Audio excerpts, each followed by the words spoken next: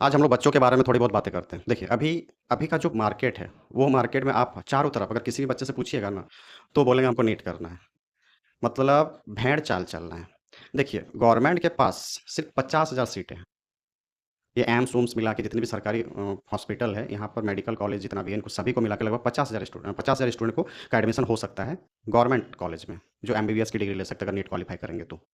लेकिन जब जॉब की बात की जाए तो कितना जॉब दे पाएगा सरकार? 20 30,000 40,000 इतना ही जॉब दे सकता है। इतना तो कॉलेज ही नहीं है, इतना तो हॉस्पिटल ही नहीं है। और बच्चे फॉर्म भर रहे हैं 22 लाख। अब बताइए 22 लाख बच्चे नीट के लिए तैयारी कर रहे हैं। इन कोचिंग माफियाओं का आप क्या लीजिएगा? नीट का जब रिज़ल्ट आता है तो नगाड़ा लेके निकल जाता है, ढोल लेके निकल जाता है, डांस करने निकल जाता है और लोगों को दुनिया को दिखा रहा है कि देखिए नीट क्वालीफाई हो गया। अरे नीट क्वालीफाई हो जाएगा तो क्या हो जाएगा? आप बहुत बड़े सम्राट हो जाओगे क्या? आप बहुत बड़े डॉक्टर हो गए क्या?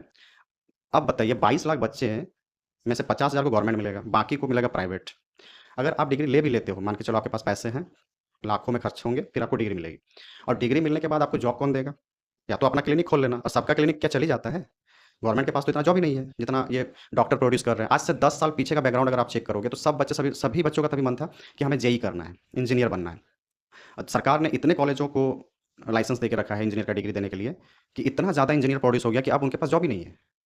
तो बताइए आने वाला 5 साल बाद आप बच्चों को सोचना भी तो चाहिए कि आने वाला 5 साल बाद हमें जॉब मिलेगा कि नहीं मिलेगा। हम तो डिग्री ले रहे हैं, हमको पता ही नहीं हम नीट क्यों कर रहे हैं। सबसे पहली बात तो ये, मैं सभी का बातें नहीं कर रहा हूँ, 10% को छोड़ के 90% लोगों को तो यही नहीं पता है कि हम नीट कर क्यों रहे हैं। अगर आप उनसे पूछने जाओगे तो बताएगा कि हम नीट अपने दोस्त को देख के कर रहे हैं, मेरा दोस्त नीट कर रहा है इसलिए हम नीट कर रहे हैं, मेरे पापा ने कहा है इसलिए हम कर, घर वालों ने प्रेशर दिया इसलिए कर रहे हैं। अरे भैया ऐसे करके तो आप भेड़ बन जाओगे, भीड़ में भेड़ बन के ही रह जाओगे। क्या आपको जॉब मिल जाएगा क्या नीट क्वालीफाई करने के बाद? अल्टीमेटली आपको तो जॉब ही चाहिए।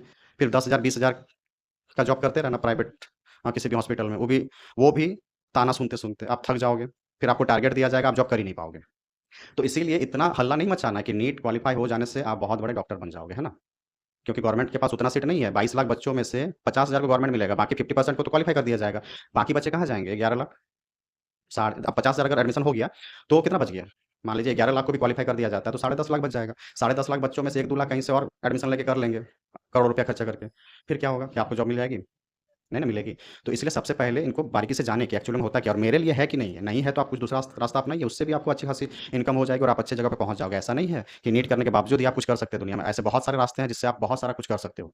जब अल्टीमेटली आपको लास्ट में तैयारी करना ही पड़ेगा तो अभी से लग जाओ ना। आपसे आप अगर हाँ, आपके दिल में अगर है कि नहीं हमको डॉक्टर ही बनना है, अगर आप मेहनत कर सकते हो तो करो, मना नहीं है। लेकिन इस प्रकार से भेड़-चाल जैसा मत करो कि 22 लाख बच्चे एग्ज़ाम दे रहे हैं बताइए और गवर्नमेंट के पास सीट ही नहीं है उतना। किसको एडमिशन दिया जाएगा? समझ रहे हैं आप बातों को? आने वाला 10 साल बाद इतना ज़्यादा डॉक्टर प्रोड्यूस हो जाएगा कि गली-मोहल्ले में आपको डॉक्टर मिलने लगेगा, झोंपड़ी खोल के बैठा हुआ है। तो इसीलिए किसी एक चीज़ पर इतना ज़्यादा हावी मत हो जाओ कि वो मार्केट में मतलब जब तुम आओ तो तुम्हें पता चले कि तुम्हें 20,000 देने के लिए भी कोई तैयार नहीं है।